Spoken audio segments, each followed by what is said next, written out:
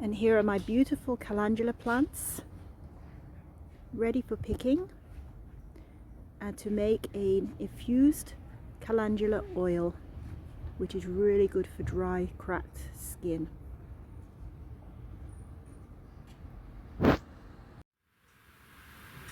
Hi, my name is Jan Benham, founder and CEO of the Institute of Aromatherapy and Aroma Shop. Today's topic is how to make Calendula Infused Oil. So first of all, what are calendulas?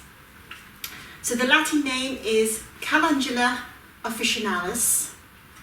So you will have just seen a video of me showing the calendulas growing in part of my garden, and I have just collected them here, the flowers. Now let me talk a little bit about what calendulas do, and I'm going to read from my book, which is the first book I bought out almost 30 years ago now, The Creamy Craft of Cosmetic Making, on what are calendulas.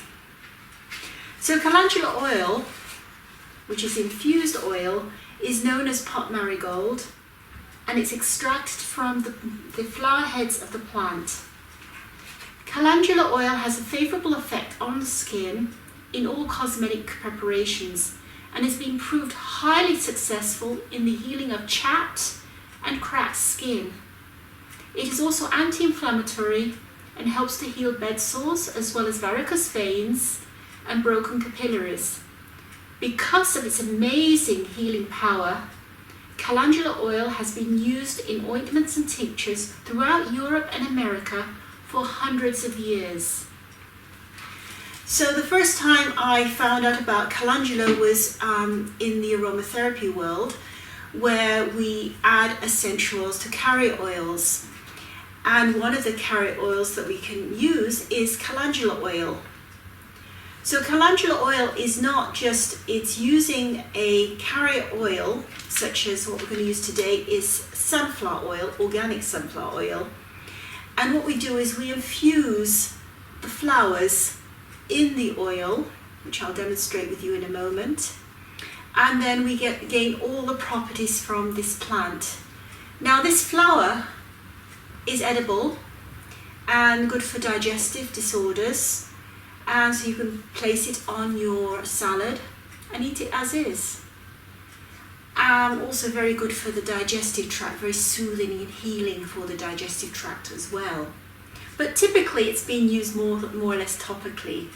So you can see it mentioned in all the old apothecary and herbal books from the 1600s and before, where Culpeper wrote about calendula and its many benefits. And calendula, my love affair with calendula really grew about 30 years ago when I started infusing my own oil. And around that time I went to see a herbalist, a native Indian herbalist called Janice Longboat, who's in Ontario in Canada. And she was not so much into calendulas, but she was, we learned how to infuse things like plantain and nettle and everything that grew naturally in North America.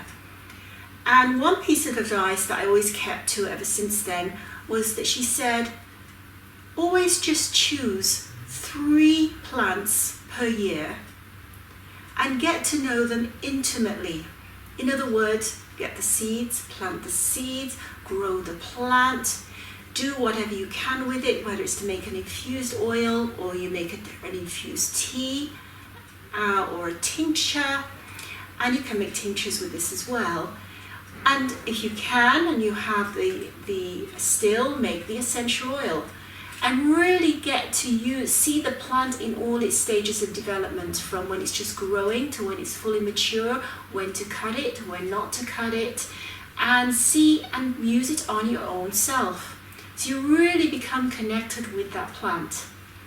So I remember that year I specifically chose calendula, St. John's wort, and also geranium, but a particular type of geranium called Pelargonium graveolens, which is an original geranium, which is not bred for its flowers, but for its essential oil. And that's the essential oil that we do use in aromatherapy. And all these three, so I really worked with all these three plants for a year. I did work with others, of course, because I had an aromatherapy garden at that time. So calendula has got incredible healing tools and so easy to grow. Ever since I started growing calendulas, every year I've always grown calendulas. Even in when I didn't have a garden whatsoever and no way of growing on a patio, I went guerrilla farming. So basically what I did, I found an old a parking lot very close to me that was overgrown with all sorts and filled with garbage alongside of the cars were still parked around. So I went, and one summer I cleaned out all the garbage, took out everything that I didn't think belonged there, including certain plants, and then I planted my calendula seeds, and I grew a beautiful crop of calendula plants which I harvested and made my calendula oil. And the next year, what was nice about the calendula, it reseeded itself, so it was still growing the following year without me having to do anything, some more calendula flowers. So this is called guerrilla farming, and it's quite lovely to do because you're giving something to the community, making something look beautiful, and also you're getting the benefits from it as well. So enough of that now, and we'll go into business. So you've just seen the video of the plant, and then this is picked in the morning. So we always pick before midday. I've always picked around 9 o'clock when the flowers have actually opened, because they close up at night. So you want to get them when they're fully opened, but you don't want to get them in the afternoon when the hot sun has been beaming down and taking all the basically the essential oils and goodness out of the plant, out of the flower. Now, if you don't worry about taking all the flowers, because the next day there's an abundant more flowers come up. The ideal time to actually infuse the oils is July, and ideally you want a nice hot sun. In North America it's iffy sometimes, but in Canada, in Europe it's iffy, but in Canada, especially in Toronto, it's very hot in July, so you get the perfect conditions.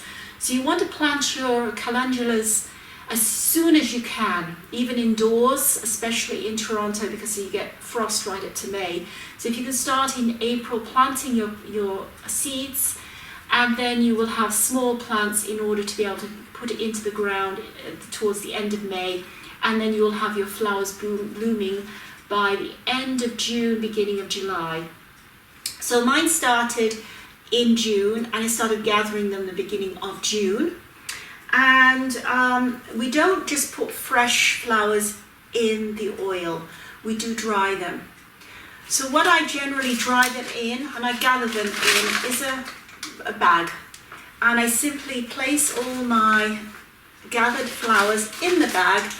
I make little holes in the bag in order for any insects to escape. And I just hang the bag up and let it dry. And it usually takes a couple of weeks to get them dry enough. So let me put this aside. And what we have here now is some dried calendula. It's just almost 2 weeks, so it's just about okay. And I have a pot here.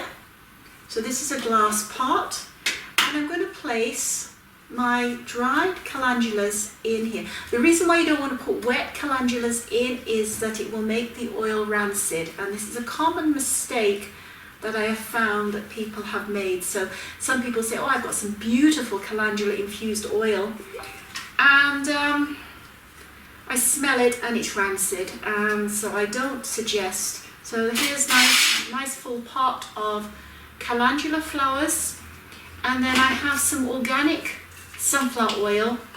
It can theoretically be any oil. You want it to be organic, you don't want it to be GMO contamination, and but you don't want it to have any aroma, so you want it to be pretty neutral.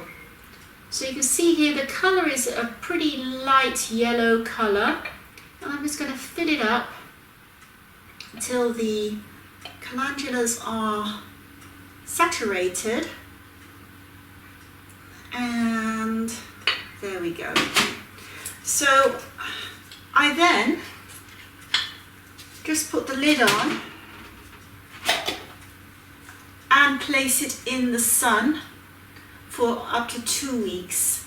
What I do occasionally do from time to time is just give it a stir, but or shake or whatever, and let it sit in the sun, and that's all you do. So now I'm going to show you some calendula that has already been in the sun for 2 weeks, so you can get an idea. I have this nice strainer which is specifically made for this purpose. I picked this up in Vermont many years ago. And so this is the finished product. So this has been in the sun for 2 years, and I'm just going to place that in there, strain it down. And then what I do, because there's still some plant material that is going to come through here, I'm going to strain it through a coffee filter basically, just so that we can get all the plant bits out of. So in a moment I will show you the difference between sunflower oil and the difference between the infused oil, and see if you can see the difference. So I've just placed the infused calendula in here. It still needs to be strained again. As you can see, there's some plant bits in it, so I'll strain this through a coffee filter later on. And this is the original sunflower oil before the calendula is added. So you can see a difference in the colour, and that is what you really want to get from the infused calendula oil. Unfortunately, when you see most commercial calendula oil, it's pretty much the same colour, like a yellowish colour. It might have a tinge of orange, but to get a really beautiful, rich calendula, you want it to be this colour. And then what do you do with this? So with this oil, you can add it to, so if you're making up an aromatherapy oil blend, say for example you're using grapeseed oil or using sweet almond oil as your main carry oil, then you're adding your essential oils to that carry oil. Then you could add, I would suggest, up to 25% of the calendula oil to that. So if you're making 100 ml of an oil blend, then 25 ml of that could be the infused calendula oil, in order to get the benefits of it to help heal damaged, cracked skin, or even to use as a varicose vein ointment. You could even use 100% if you wanted to. Another way of using this is to add, when you're making your own creams and lotions, is to make a basic white cream with say fractionated coconut oil and Lynette wax or olive oil avonate, which is are emulsifiers, and then say the water component could be distilled water, it could be rose water, it could be cucumber hydrosol. And then what you can then do is add your calendula oil afterwards to the cream and mix it really well, and then you've not got the added damage of heating up again. So that was another way of making a cream, a calendula cream. And another way is making an ointment. So what you would do there is you would melt some beeswax and say some other oil added, whatever you desire, as say apricot kernel oil, some rosehip oil, and then you would add the when the beeswax is melted, you could then add the calendula while it's still liquid, and then pour it in the pots. Of course, you can add essentials as well, and that makes an ointment. If you want to make a vegan version, use Calendula wax instead of beeswax. So the recipes for making ointments and creams and lotions are in the Creamy Craft of Cosmetic Making book, and also in the Baby Boomers Beauty Bible. So that is how you would use your calendula oil. And just for a little teaser, I just started picking now my Pelargonium graveolens. This is the, it's got a beautiful aroma. So I've just started taking off the dead flowers and also some of the leaves. I'm going to start keeping on harvesting it for the next few weeks. And then I'm going to be doing a distillation of my Pelargonium graviola, my geranium, to make a hydrosol. And I'm hoping I might even get some essential oil out of it. So that's a little teaser for what I'll be showing in a few weeks. So I've got to dry it first. If I dry it, then I get more essential oil and I can pack more into the still. So that's a little teaser. Anyway, if you have any questions about this topic, about calendula or any other questions you may have, please contact me or email me at janbenham@gmail.com or leave a message below this video. So have a great day wherever you may be, and it's bye for now.